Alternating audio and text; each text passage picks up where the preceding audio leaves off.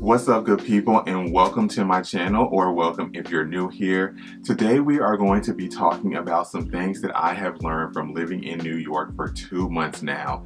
It is crazy to think that I have lived in New York for 2 years now. It has gone by so fast, but I have definitely enjoyed it. I'm still learning, I'm still growing, but I'm excited to be here and to see what else I'm going to get into, especially now that we are starting to slowly get into March and spring is coming. Spring is around the corner, and then summer will be here. So I definitely know I'm going to be outside. I definitely know it's going to be everything. The people that I have met keep telling me that when it warms up outside, I'm really going to love it because I hate cold weather. I'm not a cold weather person at all, and I decided to move to one of the coldest places in the US, which is crazy, especially during the winter more so. But I can't wait till spring and summer. I can't wait to see what else I get into. But I just wanted to come on here and share some things that I have learned thus far. This is not everything that I have learned. This is just a few things I thought of off the top of my brain. And as the years go by or the months go by, I'm sure I'm going to learn and discover much more. But this is just what I've learned in these 2 months of living in New York City. Alright, so I made a little list. So if you see me looking down every now and again, that is what I'm looking at.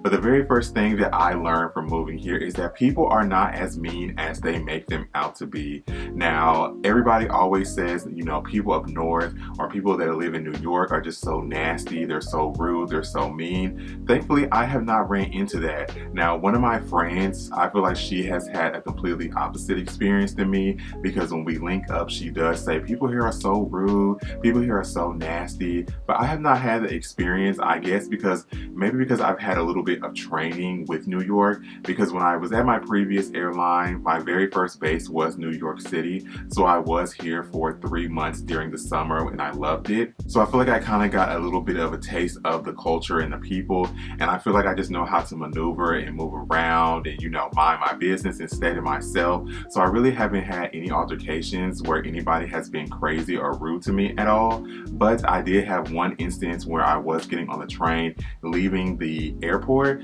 and I was getting on and then somebody pushed me, and guess what? I pushed them right back because, baby, I don't play that. And they're like, oh, I'm sorry, I'm so sorry. I was like, yeah, you pushed me.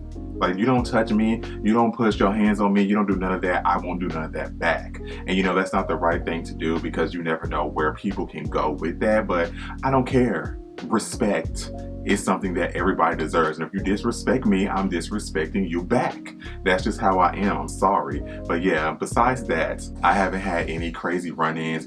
I always see people helping, like the elderly. They help them down the stairs, they will take their luggage, they will take their groceries and wait for them. So I feel like people are not as mean. I feel like they just are a little more abrasive, or, you know, a little more aggressive in the way they act or their tone. But I'm still coming to, you know, kind of learn and deal with that, just because being from the South, you know, we're taught, you know, be quiet, be nice, be, you know, positive. So I feel like that's something that's kind of taking me some adjustment to get used to. And I don't know if I ever will get used to that, but people are not as mean as they make them out to seem, especially if you have a tough skin or you are somebody who knows how to navigate the world. You won't find that people are that mean or that rude or have attitudes like, you know, the people always say. Next up on the list is something that I already knew, but I definitely have found out even more. The men in New York are fine as and when I say fine, I mean fine.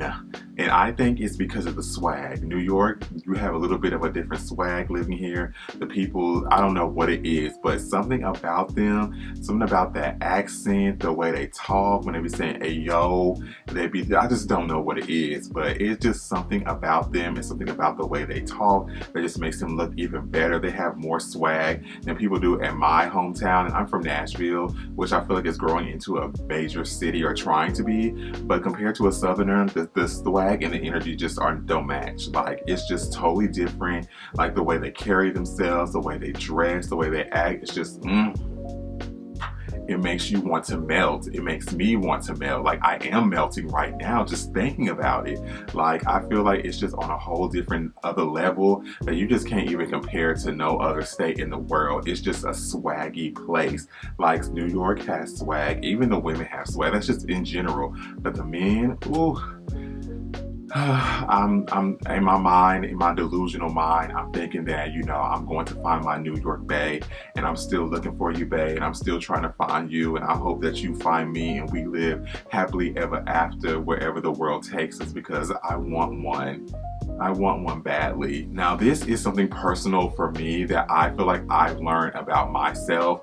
Now, coming from somewhere where I drive everywhere, or where you have to drive pretty much, to me, having to walk everywhere can make you lazy, or it makes me lazy. Like, I have never used Instacart the way I have used Instacart since I've gotten here. I probably ordered 3 times so far in 2 months groceries from Instacart. Now, don't get me wrong, I still go to the grocery store. I was literally sitting down today putting stuff in Instacart, and I'm like, the price is already $50. Like, if I go and walk to the store, which is a 9-minute walk for me, then my total will probably be a little less. But when it's gloomy outside, when it's gray outside, when the wind is blowing at 40 miles per hour and it's freaking 30 degrees, I don't want to walk. I don't want to do that. I miss having my car, and I miss being able to turn on my heat, drive to my destination, get my groceries, load them in my car, and drive them back to my destination easily, and not have to walk and, you know, have the wind about to blow my face off. So for me, that makes me a little more lazy. Now, when it gets warm outside, that's probably going to be a whole totally different story, because I know I love warm weather, so I know I'm going to be more prone to wanting to get outside, getting that fresh air. But when it's gloomy and it's raining and it's freezing cold, it makes me lazy. I'd rather just get Instacart. I'll just have it delivered to my doorstep, because I'm sorry, 9 minutes is a lot when it's freezing outside, and I'm just not here for it. So it makes me lazy. I'm trying to get out of it, but it's just so hard right now. It's just so hard. Something that I also realized is getting on the bus or train first is a big deal. Like, being the first person to get on is a big deal. Like, being the person that puts the first step onto that train or that bus when it's crowded is a big deal. Like, people literally hug the door. Like, they walk up to the door, stand right in front of it, like, basically, I'm number one. They have to be the very first. And I'm starting to integrate that into my life, because I see kind of how much easier it is. I guess because especially when it's packed and there's a lot of people waiting, a lot of people do want to sit down. So getting on there first, you're guaranteed to have a seat. But I never realized how big of a deal it was to, you know, be the first person on there, until I saw everybody rushing, standing right in front of it. The bus is right here, and you are up on the door like this. Your nose is basically touching the door. Being first in line is major. So if you want to get on the bus or you want to get on the train, you definitely have to start integrating that type of mindset into your everyday life, because if not, you will be getting on last. Then people do not care. They will not get out of your way so you can be first. You need to be up on that curb in the right spot when those modes of transportation arrive, or you are going to be left in the dust. Trust and believe me. Another thing that I have come to learn about New York is that it is so much to do here that it's hard to do stuff. And what I mean by that is it is so much to get into. It's so hard to find what you really want to get into. It's so hard to navigate. Me and my friend, we literally always look on TikTok trying to find, you know, vintage stores to go to, events to go to. It's so much going on and so much to get into that it's just hard to know what should I do, especially not being a native from here or having any friends yet that are from here. I have one, and she kind of tells me every now and again, but it's just so hard to try to get into everything because there's so much going on. There's only so many days of the week, especially when you work a regular 9 to 5. There's no way you can find a way to get into it all. And I am somebody who wants to do and wants to experience it all. I love experiences. I love experiencing things. And I'm just slowly realizing that, you know, this year you're not going to get into it all because I'm traveling outside of this, outside of work and going to other states outside. So she's like, you know, I'm going to miss some stuff, which it kind of sucks. I'm going to miss the Met Gala. I'm literally going to miss the Met Gala. And I want it to be like, you know, one of those people that stand outside the hotel, gets a view of the celebrities or the red carpet, but I'm literally going to be out of town. So I'm not even going to experience, you know, the thrill of the Met Gala. So hopefully next year, if I'm still living here, I will get to experience that. But it's just so much going on all the time. It's so much to get into, which is a good thing, but it also makes it hard to get into things because there's so much going on all the time. Now, this is one of the things that I love about New York. and I knew was going to be something that was going to make me fall even more in love with this city, is the style. The street style and the way people dress here is so inspiring. Like, I hate to keep comparing it to my hometown, but I have to compare it even though it's apples and oranges. But when you're used to a certain thing and seeing a certain thing all the time, that's really all that you can really compare it to. But the people here, they dress. To go to the vintage store, I see so many different styles. I see so many different people dressed so many different ways that everybody does not look the same. And I feel like where I live and where I come from and where I was growing up, people are very much so, I'm copying the next person.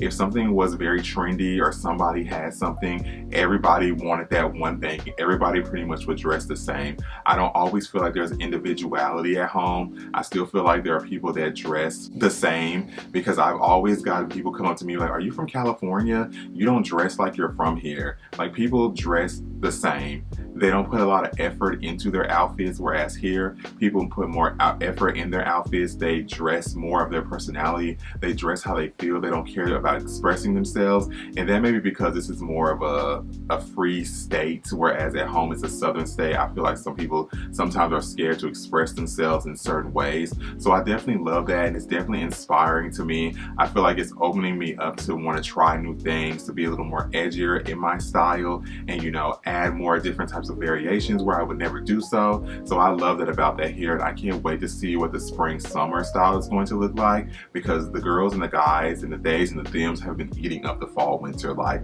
they have been eating me up, and I'm trying to catch up to them. Now, I did complain about having to walk everywhere, and that can make me lazy, but what I do love is the convenience. I love that even though I do have to walk a lot of places, everything is like 9 minutes away from me. Like, I can walk to the Dwayne Reed. I can walk 10 minutes to the Sephora and a Foot Locker and the Bath and Body Works.